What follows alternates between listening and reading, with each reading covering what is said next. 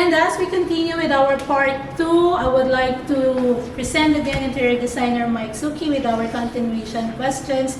As what we have discussed previously, there are opportunities, big differences between the pre-pandemic era and pandemic and post-pandemic era in the design industry. So what we are going to tackle again right now is just the continuation of the part 1. Okay, Sir Mike. Yes. Ayan. So during my research on this, interview, I've read in one article online and I've encountered this term biophilic, which was defined as incorporating incorporating the nature in an inside environment. So I'm very curious on the details of this, design style, and do you see it happening pandemic and post-pandemic era? Actually, Vani, when it comes to biophilic design, medyo na-highlight lang siya ngayon. Okay. But apparently, as it's always been used, the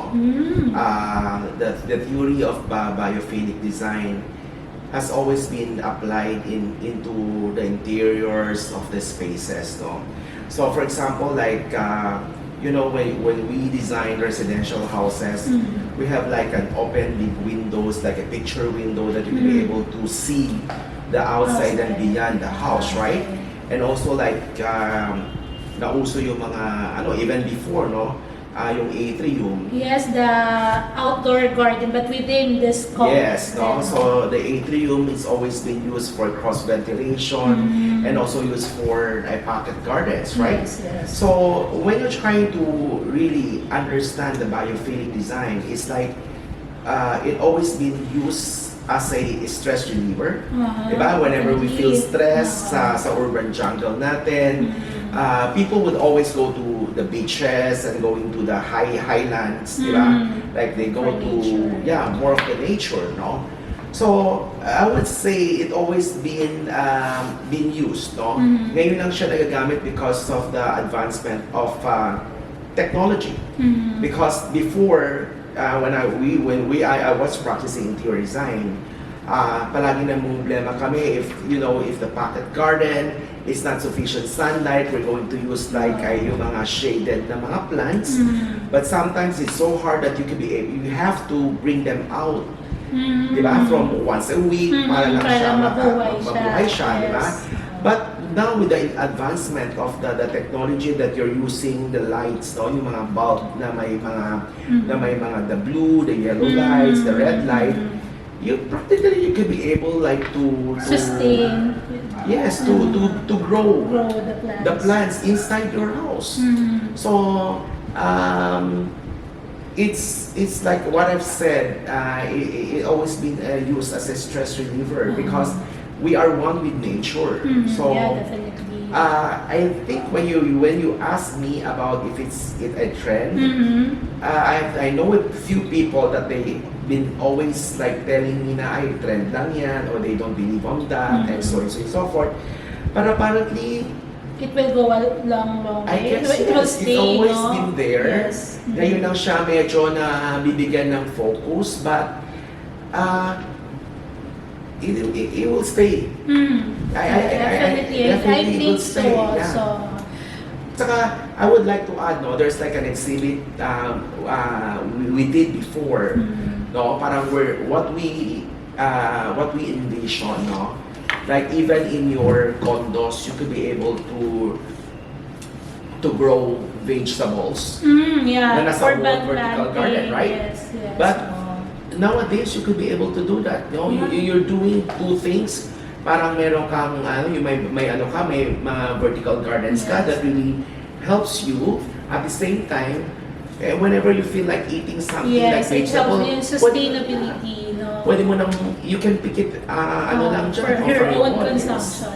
Yes, actually yun nga I think mas naging highlighted siya because of, the pandemic issue. Because we stayed at home, we got nothing to do. So parang we think of, why not planting plants and, all the stuff that will connect us more to the nature. Yeah, I would like to tell you, Vanina, nakakatawa yung mga experiences ngayon, no, sa pandemic. Before, para pag lumakad ka sa kalsada, there are all these plants na we have plants, no, kasi doon sa baba ng ano namin, ng townhouse namin.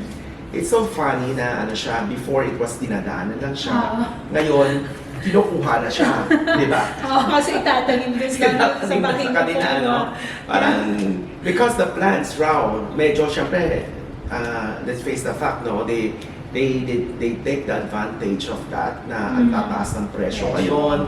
Apparently ngayon ang ninanakaw ay mga plants na rin. Everyone became plantito, diba? So, yeah. But I think, yes, I agree with you that biophilic is not a trend, definitely, because everybody has to connect with nature, and it's one easiest way to connect with nature in our own space, diba? I would like to share lang isang ano namin before na parang I met a client, no, sa isang department store before. This was way back before the pandemic. Now they're buying small plants, no. The company is requiring them to to plant, no? Each of the employees. Nandoon sa lamesa nila. So I think because even as for the designers, diba? But when we are parang looking at the computer na nakakapagod sa mata. Yes. So you have to something to see like green, yes, that will really refresh your eyes. I also remember one ex-colleague of mine told me na pag masyado ka ng pagod, just look outside your window and it has to have, those greens para ma-refresh talaga. Yeah. So anyway, so much of the biophilic, and yes, definitely it will stay. Yes. Okay, so moving forward, what can you advise our, viewers who are watching us right now when it comes in picking up or choosing materials to be used, whether it's for their clients or if it's for their own use, like what kind of materials also, like in particular for the tiles to be used, can you please share with us some pro tips on that?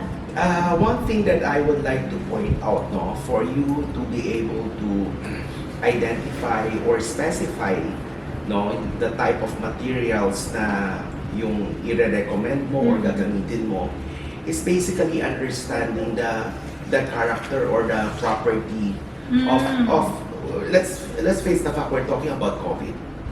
So when you talk about COVID, like choosing materials, no, so alam natin kung ano ang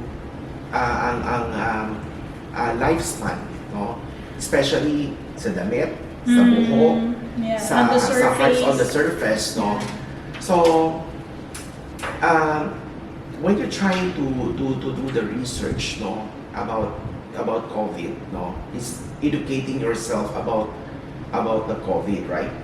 So nalalaman mo na siya na gaya na nabanggit ko doon sa the first episode, the previous episode, na if you have a very very smooth surface, no, so a smooth surface meaning mas may chance na kumapit, no. Do you know that even COVID can stay in a metal about 5 to 6 days, no. So it was also been studied, no, na para yung COVID, if you put like a satin finish, yung medyo rough edges, it can break the lipids of the COVID and can destroy. That's one way, Yes, and di ba biglang lumabas yung copper, yung copper mask, because the copper is known to be like a antiseptic na nakakapatay siya ng bacteria, antimicrobial, right? So I think that understanding yung composition ng COVID is also understanding what materials, no? So ang material itself, katulad ng nabanggit ko, if you use the stainless na mukha siyang malinis, but apparently it's not being sanitized, we are being fooled by the perception of thinking na ay malinis yan, but at the end of the day hindi naman talaga sila. Yeah, that's one thing, no. But if you're going to talk about, like you mentioned about tiles, no, sa sanitation, which is very very important kasi pwedeng kumapit nga yung mga bacteria or even the virus ng COVID virus, but for me, no, I would always choose yung mga smooth, no, pero smooth dahil madali siyang linisin, na hindi siya pwedeng kapitan, na hindi, even the dirt. Because when you try to consider COVID, huwag mong i-extrapolahin yung mga ordinary dirt. It can be also like for the safety. Oh, sabi ni Sir Mike, smooth siya. Tapos madulas pala. Madulas, hindi Diba? pa, Parang you really have to balance it, Yes, no? And yes. understanding paano mo siya gagamitin. So I think that would be the best consideration and you know the best tip that I could be able to give to all the viewers, no? Na intindihin nyo, educate yourself Yes. further on how you could be able to address all this issue. Kasi just by specifying tiles without knowing the property of COVID, Yes, definitely. it Malalim. It defeats the Yeah, it purpose. defeats the purpose. Okay, so we have been mentioning opportunities from our last few discussions for this part, no?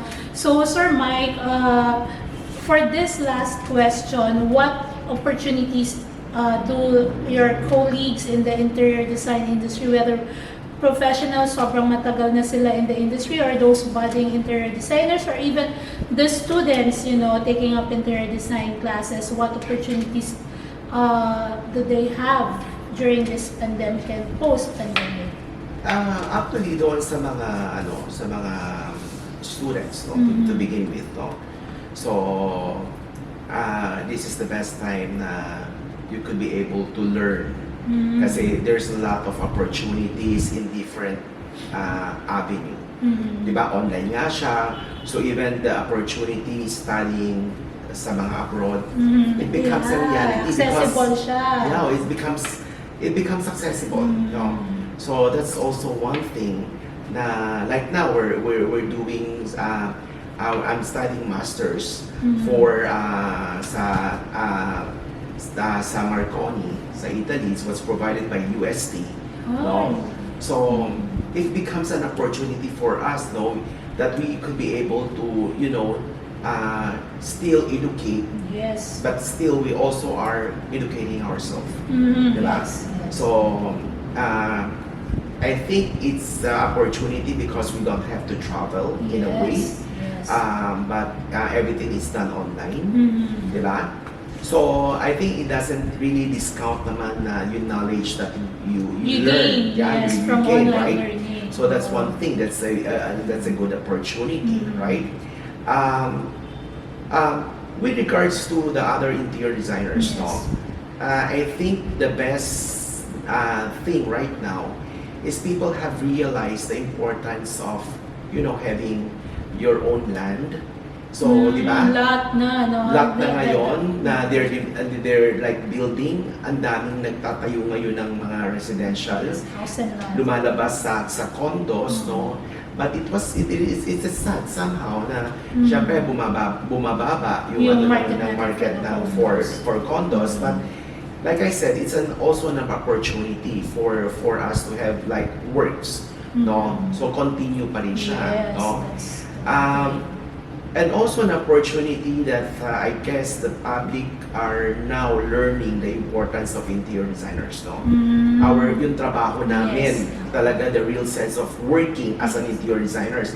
Hindi lang siya yung panamuti, hindi lang siya aesthetics. Yes. It's like really addressing all these issues, priorities, and really helping, to get kung ano yung ina-aspire o ano yung kailangan. No? Yeah, I agree on that. Ang ano natin, no, it's really a part of educating the public, no, the society, no, on the importance of interior designers, no. Lalo na pag malilit yung area nyo, that you cannot, it's hard for you really to think and how to be able to squeeze in lahat ng With mga all the kailangan mo. functions na kailangan. Yes, no. So I guess that would be all the opportunities, no, for siguro really is for the recognition of our responsibilities and our, yung talagang specialization Yes. namin. Yeah, I guess.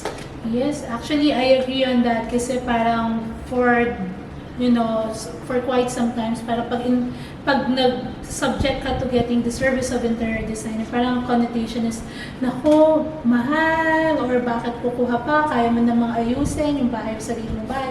But now, it's really important that, get the service that this group of people specialize into. Yeah. Creating not just the aesthetic portion, but also the functionality as well. Kasi the society is now learning. So, nagkakaroon ng specialization. Diba? Even with courses, no? Ang dami ngayong lumabas ng courses because of the specialization. So, I guess that will be also applied to us, no? Definitely. Na parang hindi lang siya aesthetics. We also address all these mga other functions like ventilations, filtrations, no? So, hindi lang siya nag-i-stop doon sa pagpapamalumuti, di ba? Yes, pagpapaganda ng isang space. Yeah. Definitely. Okay, so much for this part, but sadly we have to, cut this off. But before that, any parting words, special words before we end this session, Sir Mike? First and foremost, guys, thank you for inviting me here. Yes. I would like to take this opportunity first to advocate for positivity. So, whatever we are experiencing right now, it's a matter of perception, no? On how you will perceive things. Paano mo titingnan yung mga bagay in a different perspective, no? So, don't be despair. Everyone is experiencing the same, no? So it's a matter of it doesn't work overnight. So you really have to start hypnotizing, I would say, hypnotizing yourself, or even brainwashing yourself, really to slap yourself na parang gumising ka na, you have to move on, you have to see really the brighter side of things. That we really definitely will change the way you see the world works, no? So, yun lang. So, just keep a positive faith, and also tanggalin lahat ng negativity sa katawan. That's all I can say. Definitely, I agree 100%. Okay, and that would be all for now. Once again, this is Vani, and with me is Mr. Mike Suqui. Thank you for staying with us for this 2 parts episode of Zine Week, and please stay tuned for the following contents on the next few weeks. Okay, so bye and keep safe. Bye, guys.